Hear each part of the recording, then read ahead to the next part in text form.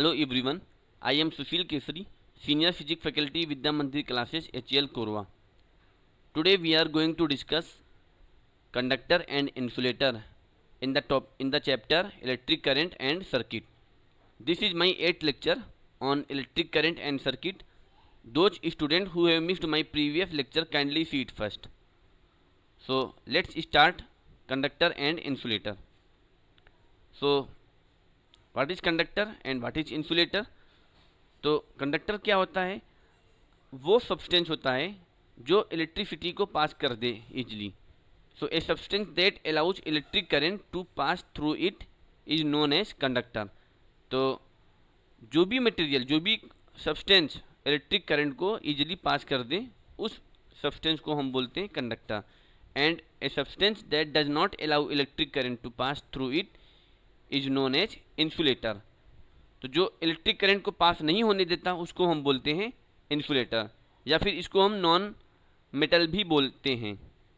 So this is the property of a material and not the object. ये material की property है, object की नहीं. Iron is conductor of electricity. तो अगर इसके एग्जांपल्स में हम आए तो आयरन है ये जो है कंडक्टर है. Iron is the conductor of electricity.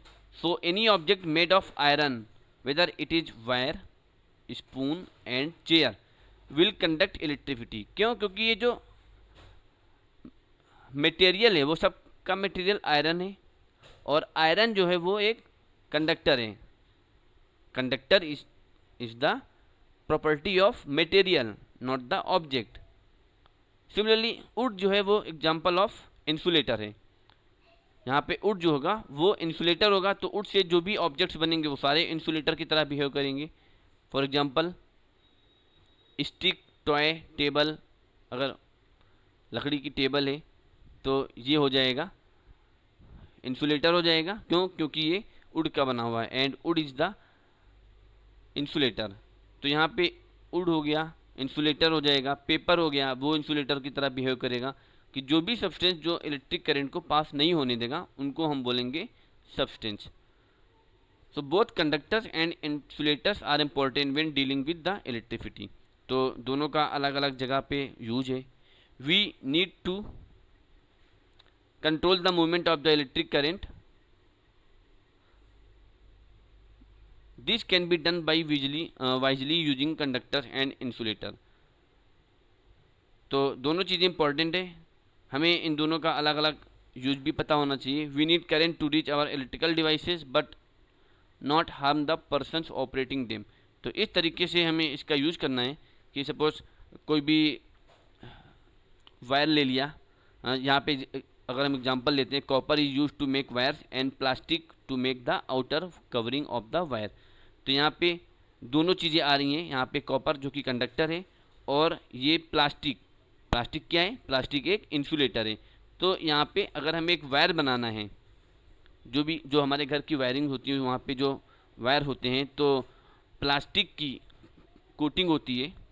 Plastic तो एक इंसुलेटर हो गया, और उसके अंदर कॉपर की वायर्स होती हैं. कॉपर की वायर हो गई या फिर एल्युमिनियम की वायर हो गई. तो ये जो कॉपर है या फिर एल्युमिनियम है वो कैसा है? वो कंडक्टर है, कंडक्टर की तरह बिहेव करता है. ये आसानी से इजीली जो है वो करंट को पास कर देता है. तो दोनों चीज़ें यहाँ पे रिक्वायरमेंट हो रही है इलेक्ट्रिक सर्किट में, इलेक्ट्रिसिटी को फ्लो करने के लिए.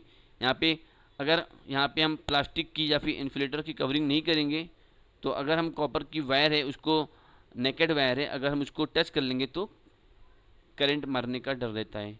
तो यहाँ पे copper is use to make wires and plastic, this is insulator to make the outer covering of the wires.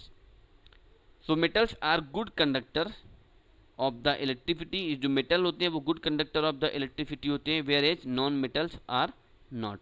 तो यहाँ पे जो मेटल्स होते हैं वो good conductors of the electricity होते हैं, and non metals are the bad conductor of the electricity. इनको हम बैड कंडक्टर्स बोल सकते हैं. अब थोड़ा सा देख लेते हैं इनमें और भी एग्जाम्पल्स.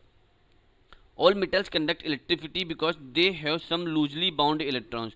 तो यहाँ पे जो मेटल्स होते हैं उनमें लूजली बाउंड इलेक्ट्रॉन्स होते हैं, तो वो आसानी से जो है फ्लो कर सकते हैं.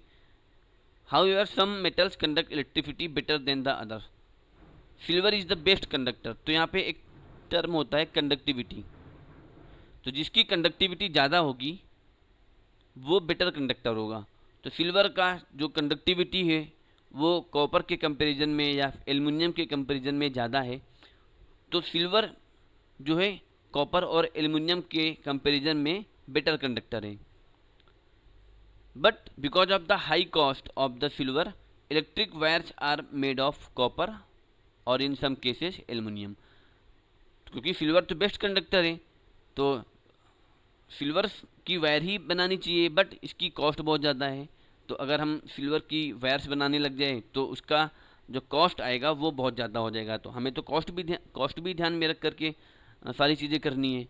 पता लगा हमने सिल्वर की वायर्स बना दिया और इसका कॉस्ट बहुत ज़्यादा आ गया, अफोर्डेबल नहीं है, तो हम क्या करते हैं, कॉपर की वायर्स यूज कर लेते हैं, कॉपर मटेरियल यूज कर लेते हैं या फिर एल्युमिनियम मटेरियल यूज कर लेते हैं वायर्स बनाने के लिए।